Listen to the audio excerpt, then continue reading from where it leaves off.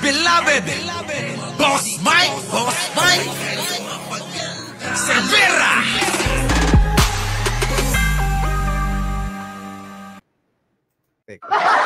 Itong mga anti-Bongbong Marcos at anti-government, abay talaga namang hindi talaga mahinto. Napanood ko nga itong issue nga dito sa may PCSO. May question din na bakit kailangang i-edit yung mga picture ng kung sino yung nanalo, nagpa-picture kayo, pinakita nyo.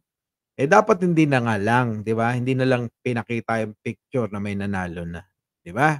Dahil parang isipin ng iba, wala na ring saysay kung edited naman pala yung mga picture na yan. Pero sa isang banda mga kababayan, wag natin din kakalimutan na tama rin naman na for safety ng mga nanalo, kailangan itago sila sa pagkakakilanlan nila. Eto na nga mga kababayan, panoorin na nga natin at bigyan natin ng reaksyon para mabilis ito. Si Philippine Charity Sweepstakes Office General Manager Mel Robles. Ito'y dahil sa posibleng pagmamaniobra sa nanalo sa 698 million peso jackpot prize sa e-lotto nitong araw ng Miyerkules. I need to know kung sino yung nanalo. Kasi nga po, merong mga balita na karating sa amin na katropa nyo na po yung nanalo. Totoo yan.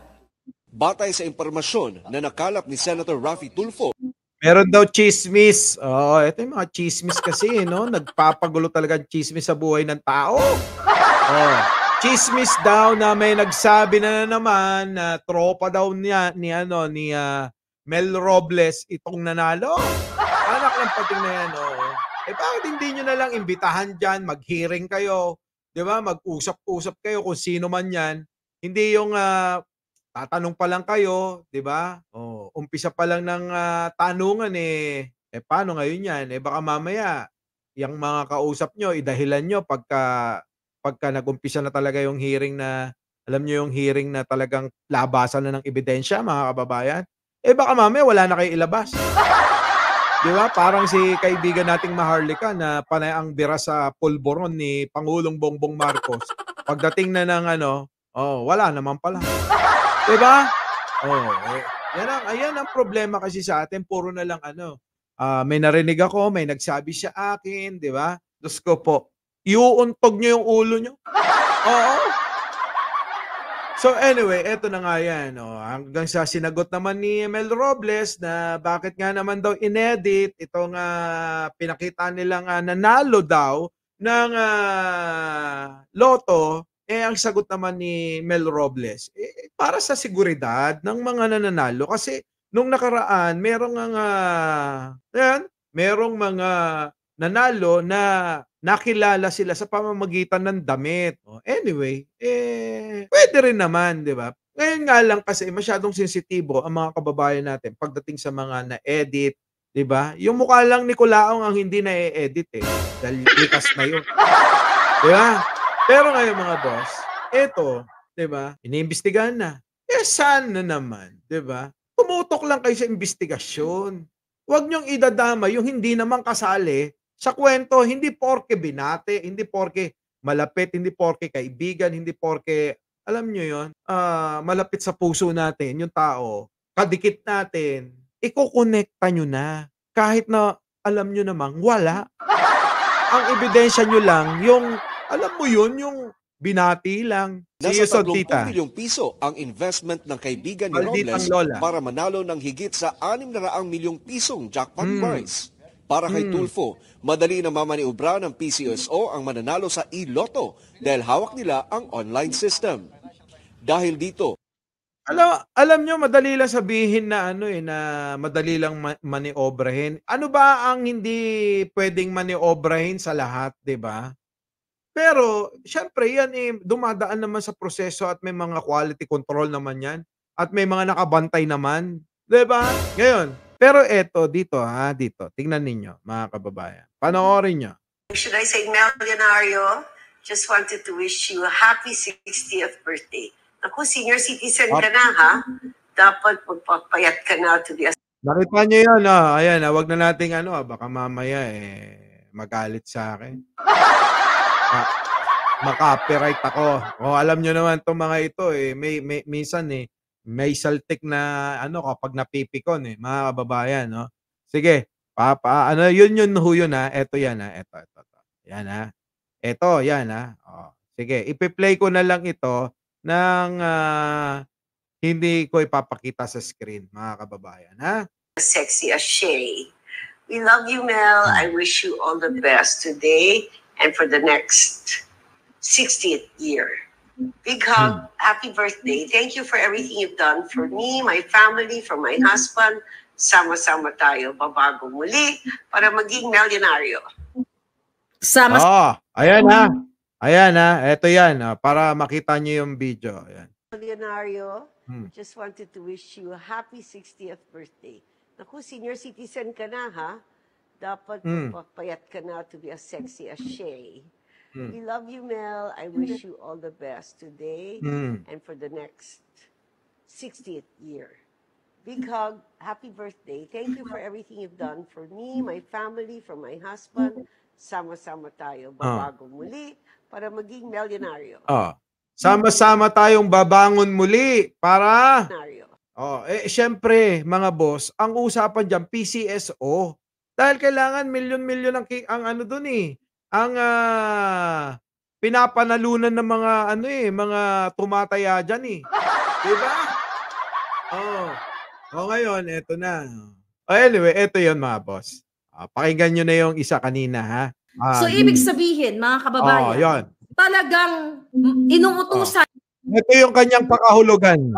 Ito yung pakihulugan niya doon sa pagbati ni Madam Lisa na na sama-sama tayong babangon muli para maging milyonaryo. Alam nyo, ano yun eh, in general yun, para sa mga kababayan natin, hindi lang para sa, alam nyo, ginawan ng mali siya.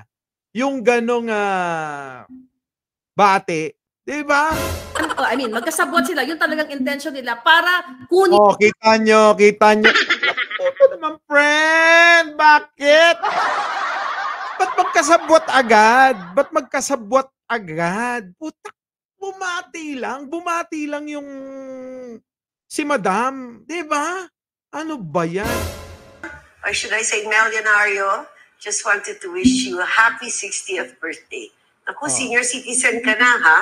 Dapat magpapayat ka na to be as sexy as Shay. So nakita nyo pa lang yun, ha? Yung kanyang pagbati na, oy, naku, ha? Magpapayat ka na, ha? Kasi ang taba naman ni Mel Robles talaga, di ba? Magpapayat ka na at magpa-sexy ka na dahil senior citizen ka na.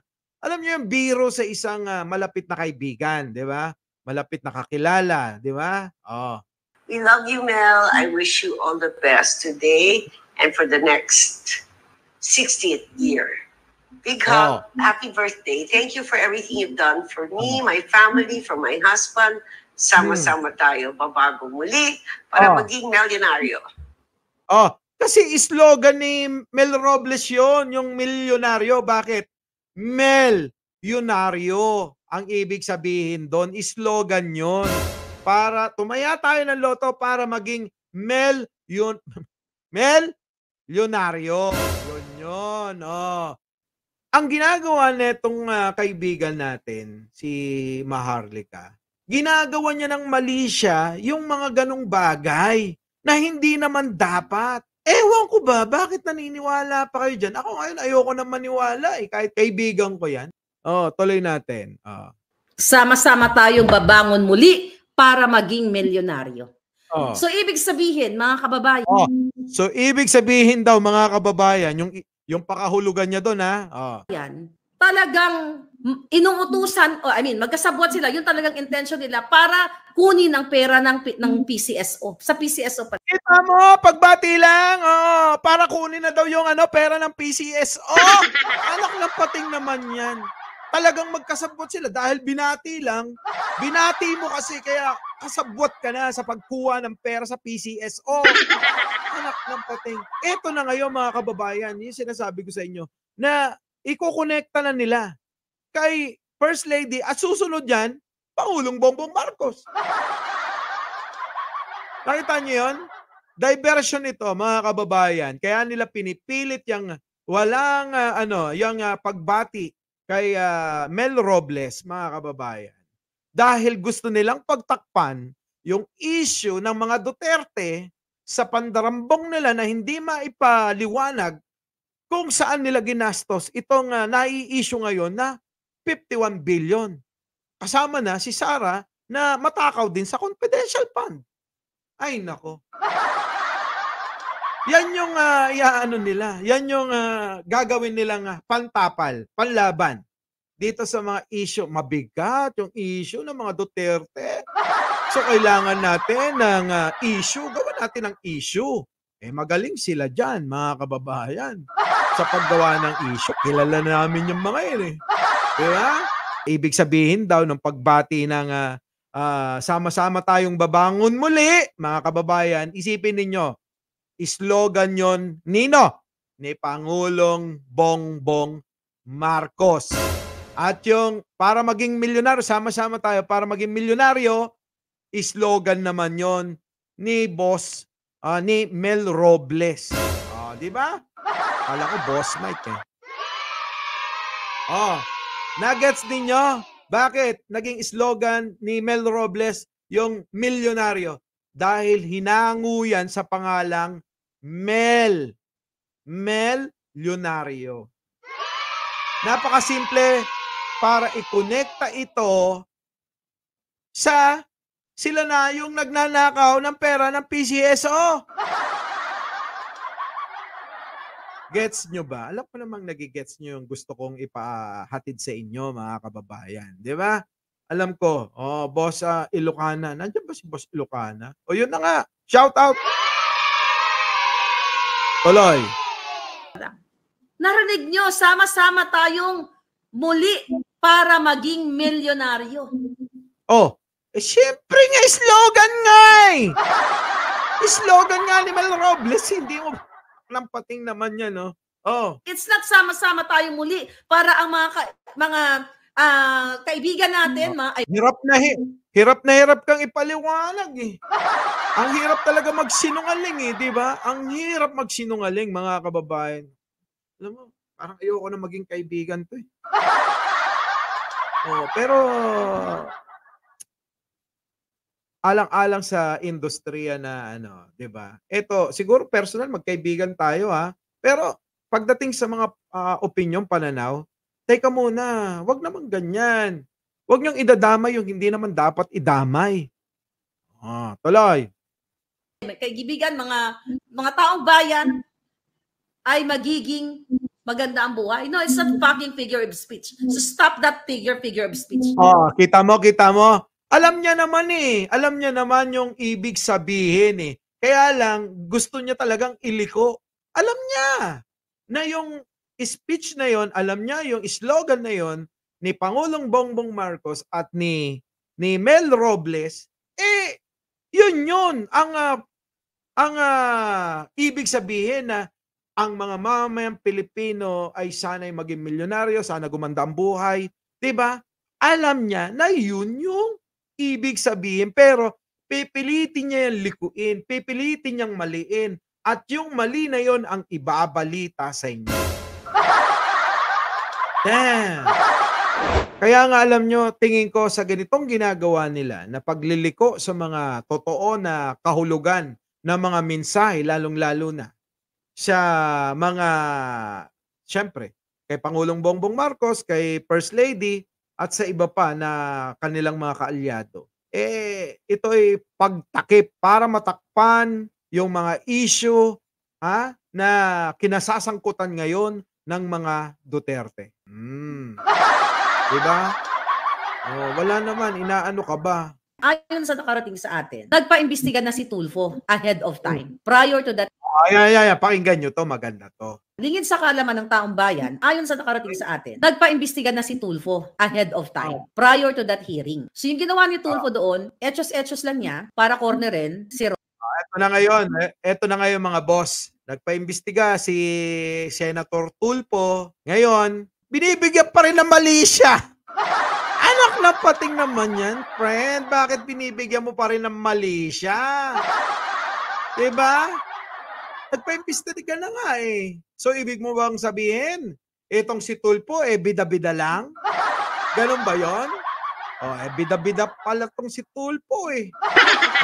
Tapos, Robles. Nakarating sa atin na inaareglo siya ni Lisa Ahas Araneta Marcos at ni Mel Robles. Even si Coco Pimentel, ayon sa ating puting ahas, inareglo din ni Lisa at ni Mel Robles. Kaya kung natatandaan ninyo, isa si Pimentel na nagtanong din dito sa 433 winners noong October of 2022. Kung naalala ninyo, di ba? Bidabidahan din dan si Coco Pimentel. Ngayon, Tulfo, nakarating sa amin sa puting ahas na ikaw ay nagpapaareglo kay Lisa.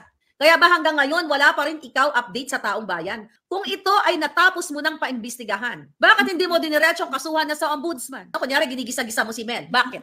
Dahil sa puting ahas, nagpapapresyo ka? Magkano? Ikaw, Coco Pimentel, 400 million? Magkano kay Tulfo? 1 billion? Narinig ninyo, inaway na neto lahat eh. Alam mo yun, lahat talang inaaway mo, pambihira talaga naman. Hindi na ako nagtataka kung bakit yung mga dati nating mga kasama, pinag-aaway mo. Di ba? Eto na nga, mga kababayan. Sinasabi niya ngayon na etong si Tulfo, parang gumawa lang ng moro-moro na may nagsabi daw sa kanya na naimbestigahan niya na. Tapos, nagpapareglo na raw.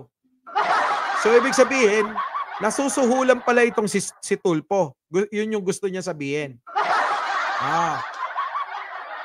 Alam nyo, minsan kasi yung kanilang mga impormasyon, wala naman sigurong pinanggalingan ito kundi sa sarili lang din nila. Eto na mga kababayan, naniniwala ba kayo sa bulong? Yung may kausap, yung may bumubulong sa'yo, oy, sabihin mo ganito, ganyan. Alam nyo yon, yung sakit ho yan sakit.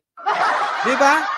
Sakit yan yung kung ano-ano yung naririnig mo. Di ba? May kumakausap sa'yo. Hindi kaya eto may bumubulong na sa kanya na kailangan niya na magpa-check up sa pinakamalapit na mental hospital.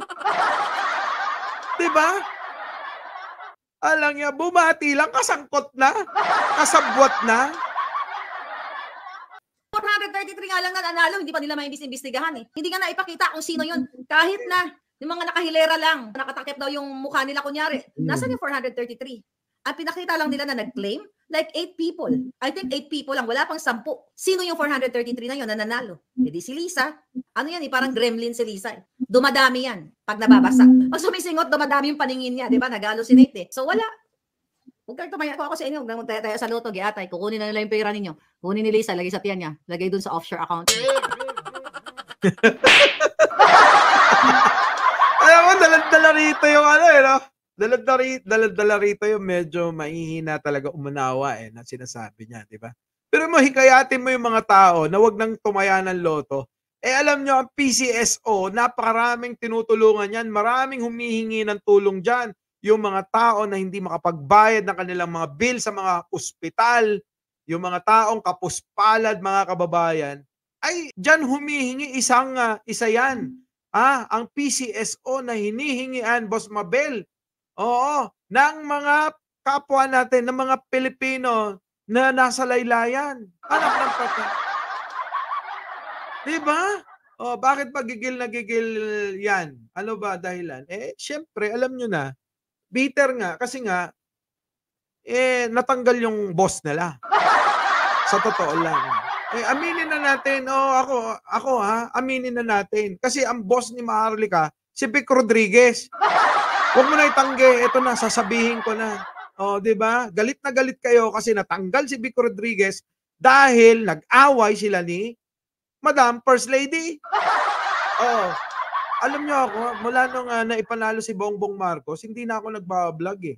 Sa totoo lang, alam ng mga kaibigan ko yan. Bakit? Tapos na laban. Palalo na Di ba? Kaya lang, eto na, dumarating sa punto na yung mga ito para lang magkaroon sila ng mga pag-uusapan o content sa kanilang mga channel, gagawa ng kasinungalingan.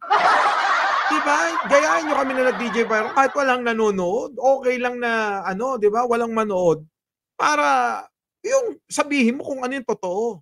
Maraming magpapatotoo dito. Ewan ko ba? Ba't hindi sila nagsasalita? Ay, nako mga kababayan. Antindi. Mga walang iya. Hindi na, alam mo sa totoo, nasuso ka talaga ako sa mga pinaggagawa ni Maharlika. Mike Cervera po, laging nagpapaalala, mahalin natin ang ating kapwa, ipagdasal natin lagi ang ating bansa. Magandang umaga, magandang hapon, at magandang gabi sa amandako ng mundo. Naroon kayo, syempre, magandang buhay na rin para sa ating lahat. Our beloved Boss Mike, Boss Mike.